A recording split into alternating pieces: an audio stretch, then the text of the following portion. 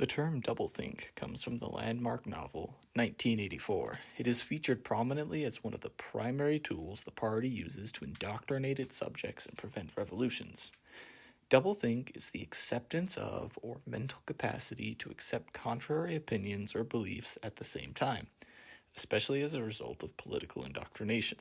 What this means is that someone is willing to hold to one belief in certain scenarios and disbelieve it in others. In other terms, something is both true and untrue depending upon when it is most convenient. Doublethink can also extend to forgetting information outright intentionally. Throughout the novel, perhaps the most common example of doublethink is in regards to history. The party constantly adjusts history in order to match its current worldview. Every member of the party is expected to accept the party's word without question or face dire consequences.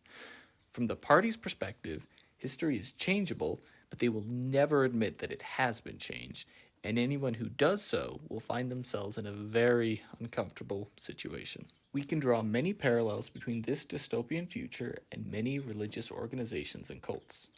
I will focus on the Church of Jesus Christ of Latter-day Saints for this video, also known as Mormons.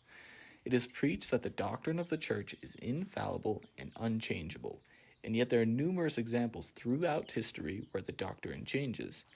The church will never admit that the doctrine changed, it will merely say that it was never doctrine to begin with. It dismisses any of the words of their past leaders that contradict with the modern standpoint, saying that it was never doctrine, even though those past leaders made it explicitly clear that these were core principles to the church. But the doctrine will continue to change, and the church will continue to say that it doesn't change. This is a clear act of doublethink, actively changing the history and context of the church to match the current viewpoint and refusing to acknowledge that it has been changed. This is a very dangerous way for any organization to operate, especially one that claims perfection.